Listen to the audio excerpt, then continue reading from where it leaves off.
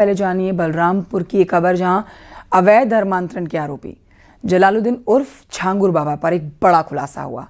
UP में अवैध धर्मांतरण की ग्लोबल साजिश रची गई थी। पर्दाफाश हुआ कि कैसे नेपाल के रास्ते अवैध धर्मांतरण को अंजाम दिया जा रहा था। जलालुद्दीन पर 50 बड़े खुलासे आपको हैरान करेंगे, देखिए।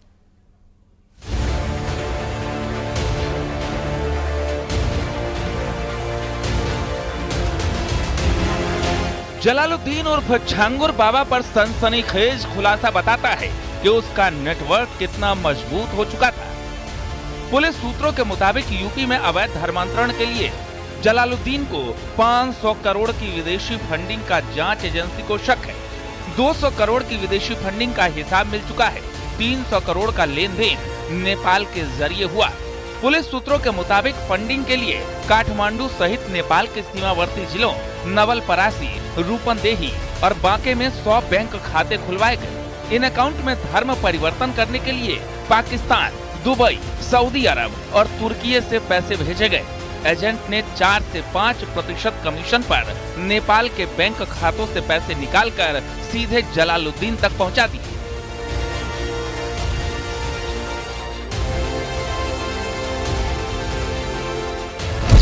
₹500 करोड़ की विदेशी फंडिंग, 200 करोड़ की फंडिंग का मिला सबूत। नेपाल के जरिए 300 करोड़ का लेन देन। नेपाल में 100 बैंक खाते खुलवाए गए।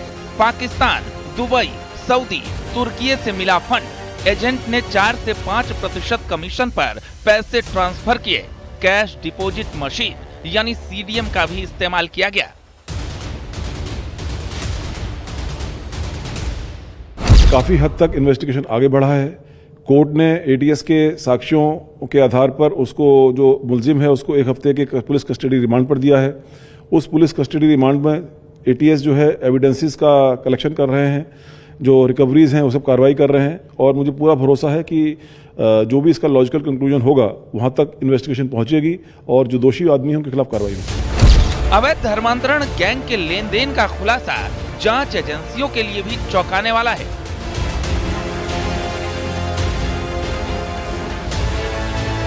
ये बात अब तक सामने आ गई है कि नवीन ने कई वोस्ट्रो अकाउंट खोल रखे थे जो बहुत ही बड़े कारोबारी इस्तेमाल करते हैं। आखिर नवीन के पास ऐसा कौन सा कारोबार था जिसके लिए उसको वोस्ट्रो अकाउंट्स की जरूरत पड़ रही थी। करोड़ों रुपए इन खातों में विदेशों से जमा कराए गए हैं, निकाल कर कहां खर्च किए गए हैं। यही नहीं, भारत से भी कुछ रकम इन विदेशी बैंक खातों में जमा कराई गई हैं। सऊदी अरब के शारजाह, UAE, दुबई के मशरेक शहर में खोले गए बैंक खातों का रिकॉर्ड जांच एजेंसियों को अभी तक मिला नहीं है। लेकिन जांच एजेंसियां ये पता लगाने में जुटी हैं कि इतने बड़े पैमाने पर अवैध धर्मांतरण के इस रैकेट में कैसे लेन देन हुआ।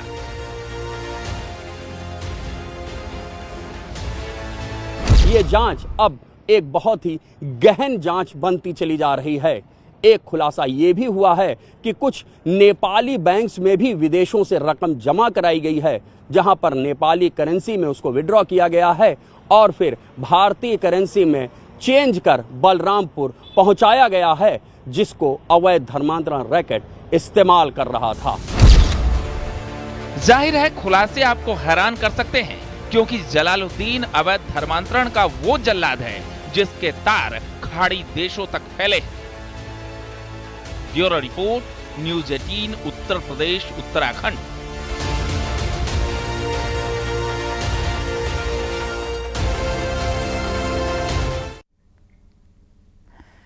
सीएम योगी ने बलरामपुर की घटना का जिक्र किया। मुख्यमंत्री योगी आदित्यनाथ ने बताया कि अवैध धर्मांतरण मामले में बलरामपुर में बड़ी कार्रवाई की गई। धर्मांतरण के लिए बाकायदा रेट भी तय हुए थे। अभी बलरामपुर में एक बड़ी कार्रवाई को हम लोगों ने आगे बढ़ाया है। आपने देखा होगा, उसने रेट तय किए थे, यानी कैसे धर्मांतरण के कार्यक्रम को आगे बढ़ाना है।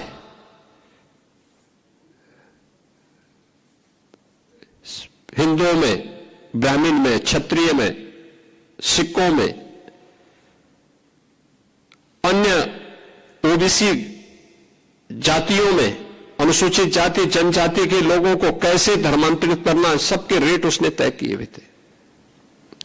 विदेशों से उसमें धनराशि आ रही थी। आप सोचिए 100 करोड़ से अधिक का ट्रांजैक्शन अब तक उसके 40 खातों में प्राप्त हुआ है और लगातार उस अभियान को आगे बढ़ाने का कार्य कर रहा था। एक लोग किस रूप में देश का स्वरूप बिगाड़ने का काम कर रहे हैं, परिस्थितियां बदली हैं,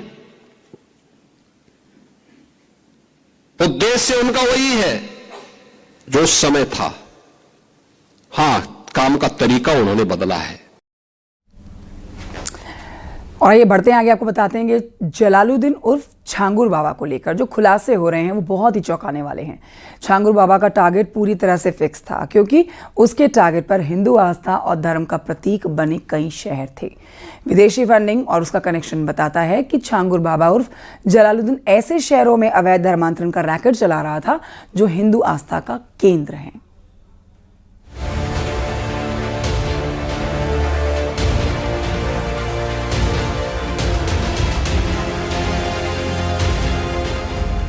उत्तर प्रदेश के बलरामपुर में अवैध धर्मांतरण मामले में बहुत बड़ा खुलासा हुआ है। ADG law and order Amitabh Yash ने कई बड़े खुलासे किए।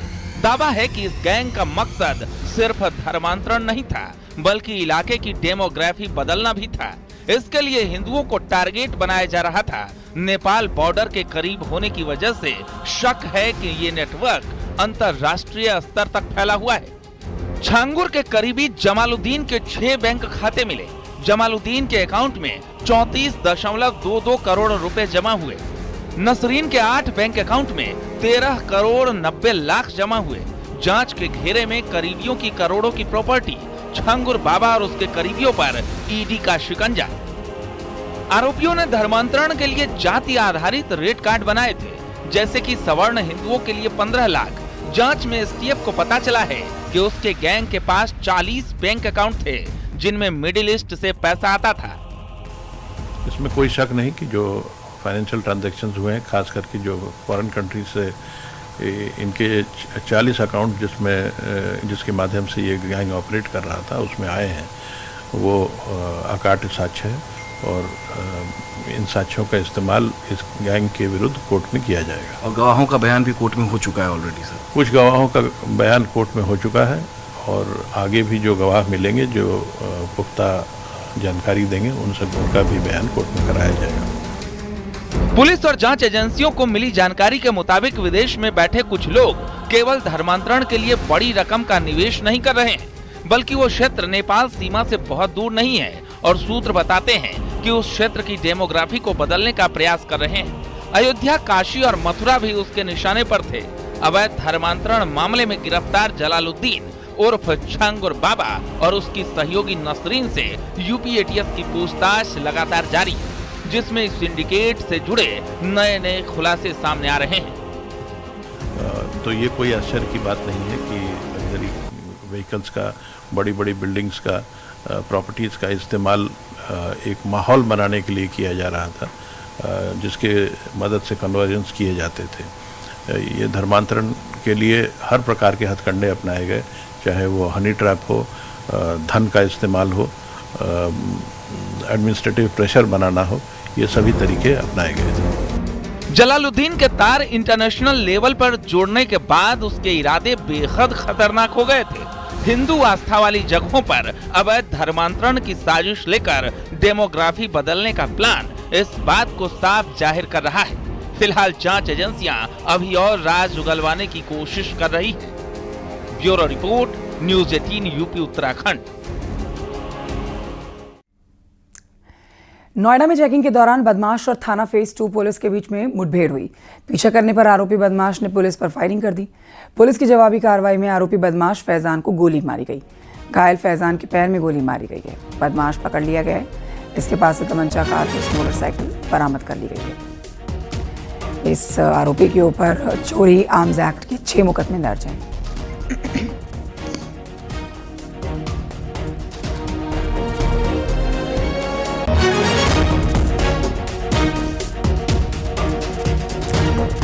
बागपत पुलिस और सर्विलांस टीम ने संयुक्त कार्रवाई करते हुए एक बदमाश को धर दबोचा। पुलिस कार्रवाई के दौरान गोली मारी गई बदमाश के पैर में।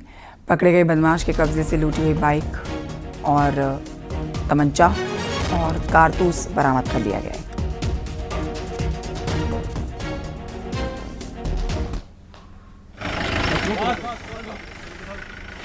दो तस्वीरें आपके टेलीविजन स्क्रीन पर, 3 तस्वीरें माफ कीजिए आपके टेलीविजन स्क्रीन पर, जो कि पुलिस के ऑपरेशन लंगड़ा से जुड़ी हुई है।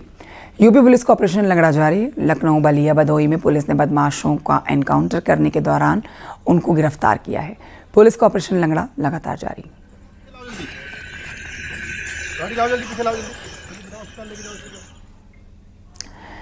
उधर गुरुग्राम में राधिका यादव हत्याकांड में एक नया मोड़ आ गया है। सोर्सेज के हवाले से जानकारी मिल रही है, इनामुल हक नाम के युवक के साथ ही राधिका यादव की रील को लेकर पिता दीपक यादव नाराज थे, जिसके बाद दीपक यादव ने अपनी ही बेटी को मौत के घाट उतार दिया। राधिका की कई वीडियोस यूट्यूब पर हैं और ये सभी वीडियोस इनामुल हक के यूट्यूब चैनल से अपलोड किए गए हैं। गुरुग्राम पुलिस अब इस एंगल से भी मामले की जांच कर रही है कि क्या राधिका के इनामुल की दोस्ती की वजह से पिता ने बेटी की हत्या की है।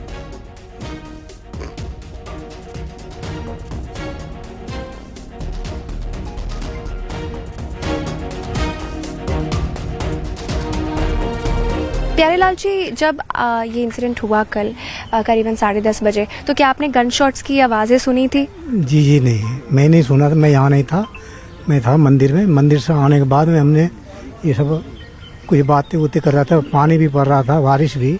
तो हम हल्का फल्का में खड़ा होकर मैं सुना कि आपने की लड़ाई हो रहा, क्या हो रहा था। मैं सुना तो कुछ ये सब बात बता रहा है, लड़ रहे झगड़ रहे हैं। फिर भी मैं बहुत, आपको लड़ाई झगड़े की आवाज़ आ रही थी घर से? बाहर आके बाहर आ रही? हाँ, बाहर आपने बातें कर रहे थे। हाँ, एक तो उस घर के एक मम्मी था, एक वो वाइफ था, इसकी मम्मी था। हाँ, राधा जी की मम्मी। ये अपने में बात कर रहे थे। तो हम जब इधर से जा रहे, कितने बजे की बात है ये कि वो लोग बाहर आके बात कर रहे? राधिका जी की मम्मी आप बोल रही है, मदर। तो वो कितने बजे करीबन बाहर आके बात कर रहे? ये करीब 11 बजे की है बात है। 11 बजे की बात है। हाँ, 11 पौने 11 बजे। तो और कौन कौन थे उनके साथ में? नहीं, कोई नहीं था, बस ये एक तो वाइफ था, राधिका जी की मम्मी था, और उनको पत्नी भी था, वो पल्ले कोठी वाले थे। ये अपने तीनों बात कर रहे थे। तो हम जाते हुए थोड़ा गौर किया बात को कि क्या क्या बात हो रहा है, कोई लड़ाई झगड़ा तो नहीं हो गया। कि हम बाजू में रहते हैं, कोई मान लिया भी आएगा, अगर पूछेगा तो मैं क्या जवाब दूंगा। फिर भी मैं बारिश में भीगता हुआ मैं बात को सुवादा उसको, भाई क्या बात है। तो भाई इतनी देर में भाई बोला कि लड़ाई हो गया। हाँ, लड़ाई हो गया, क्या बात हो गया, मार दिया। फिर बच्चा तो वो तो चला गया लेके, गाड़ी में लेके। फिर बाद में सुना हमने कि ठोक दिया गोली से। ये कौन बोल रहा था? ये बोल रहा था, अपने बोल रहा था, ये 3 लेडीज था, वही बोल रहा था। 3 लेडीज आपस में बात कर रहे थे जी। और राधिका जी के अंकल जो है, जो दीपक जी के भाई हैं, वो उनको भी देखा आपने? नहीं, वो नहीं था यहाँ, उसको सब मैं किसी को नहीं देखा। मतलब आप ये कह रहे हैं 11 बजे के करीबन राधिका जी की जो मदर थी, वो पड़ोसी में जो रहते हैं, पड़ोस में जो रहते हैं, उनके साथ में बात कर रहे थे? ये जो गेट है, ये गेट के यहीं आगे बात कर रहा था। तो मैं जब इधर बात कर रहे थे, आपको तेज आवाज आ रही थी? जी, तेज आवाज नहीं, अपने में बात कर रहा था। तो मैं खड़ा होके मैं सुना, मैं क्या बात है इस बात को। तो सुना तो मैं आधा घंटा रुक भी गया, बारिश हो रहा था, भीगता गया। तो धीरे धीरे यही बात हुआ। फिर इतने में उसका फादर, राधिका जी का फादर, अभी तीनों लेडीज में बात होने लगा। फिर उधर से उसका पिताजी फिर बोला कि हमने मार दिया। उन्होंने बोला, अपने मुंह से बोला? हाँ। किसको आके बोला उन्होंने ये? मतलब ऊपरे से आवाज़ दिया, उस पर चढ़ के ना, देखो बाहर बालकोनी में आके बोला कि मैं मार दिया मैं। अच्छा, तो जब आपने सुना कि वो 3 लेडीज बात कर रही थी, तो उस टाइम पे मर्डर की बात नहीं हो रही थी? उन्होंने कुछ ये नहीं बोला था कि मार दिया? जब पिता ने ऊपर से आवाज लगाई है तब पता चला है कि उन्होंने मार दिया है? जी। इसका मतलब ये कि जब उन्होंने मारा तो उनकी मदर ऊपर नहीं थी? वो था ना उसके हाथ में। अच्छा, उनके हाथ में पिस्तौल थी? हाँ जी, पिस्टन था उसके हाथ में। हाँ, फिर जब भी हम लोग को जहाँ पता लगाने में सही बात घटना, तभी से सब कौन फार्म हो गए, कोई कॉल करने लगा, कोई कुछ करने लगा। फिर धीरे धीरे आदमी जुटने लगा कि ये तो बच्चा लेके चला गया है। हाँ, अब चला गया, तब क्या हुआ नहीं हुआ वो तो बात के बाद। आप कब से जानते हैं राधिका जी को? बहुत दिन से जानते हैं। हम बच्चे ही जानते हैं उसको। तो हरियाणा के गुरुग्राम से जो दिल दहलाने वाली ये वारदात सामने आई, इससे हर कोई हैरान है। आरोप है कि स्टेट लेवल की टेनिस खिलाड़ी राधिका यादव की हत्या उनके पिता दीपक यादव ने की। इस पूरे केस में पुलिस ने आरोपी पिता को गिरफ्तार कर लिया। हत्या के पीछे की जो वजह सामने आ रही है वो बहुत हैरान करने वाली है। देखिए रिपोर्ट।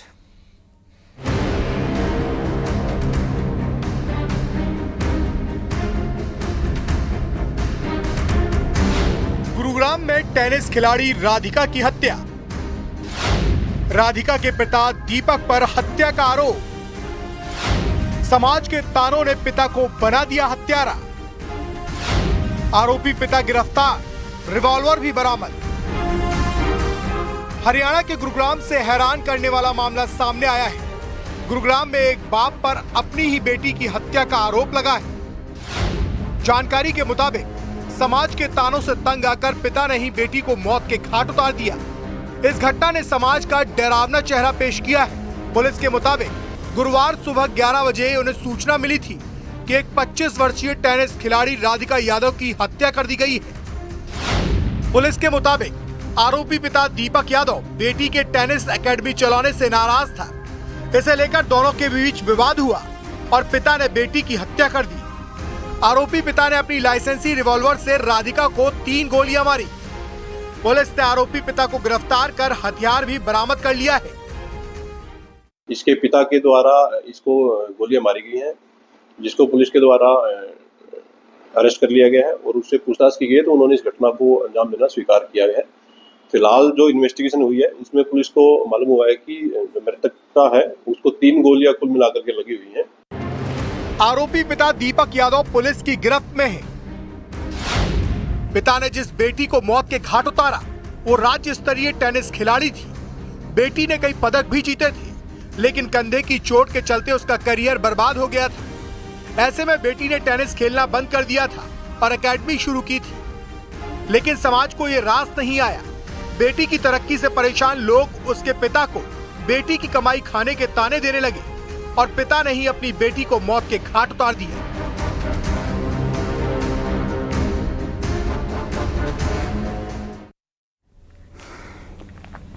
उधर शामली में भगवा चोला पहनकर भीख मांगने वाले एक शख्स को पकड़ा गया है।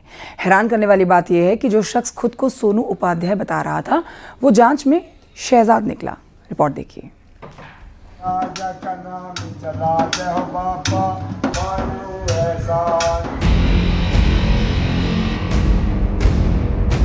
उत्तर प्रदेश के शामली से हैरान करने वाला मामला सामने आया है, जहां एक मुस्लिम युवक भगवा चोला पहनकर हिंदू कॉलोनियों में भीख मांगता पकड़ा गया।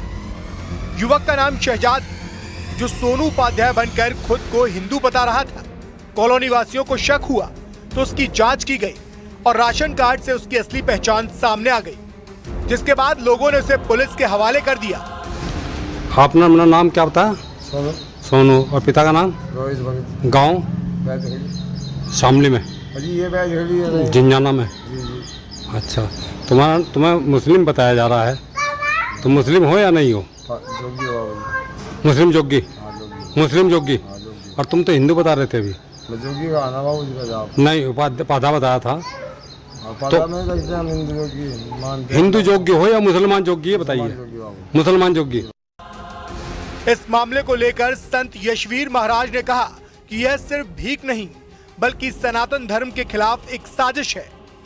मुसलमानों की बहुत बड़ी संख्या ऐसी है, जब भी उन्हें हिंदुओं के प्रति कुछ करना होता है, चाहे लव जिहाद करना हो या कोई और घटनाएं करनी हो या भोजन में थूकने मूत्र करने का षड्यंत्र करना हो, तो ये सारे के सारे पहले अपनी पहचान छिपाते हैं। लेकिन आप लोगों ने देखा होगा, कभी भी हिंदू अपनी पहचान छिपा करके किसी भी मुसलमान के साथ में कोई भी किसी प्रकार का कार्य नहीं करता, वो सीधा। लोगों के आक्रोश के बाद पुलिस ने इस मामले को गंभीरता से लिया है। एएसपी ने मामले की जांच और कठोर कार्रवाई के निर्देश दिए हैं।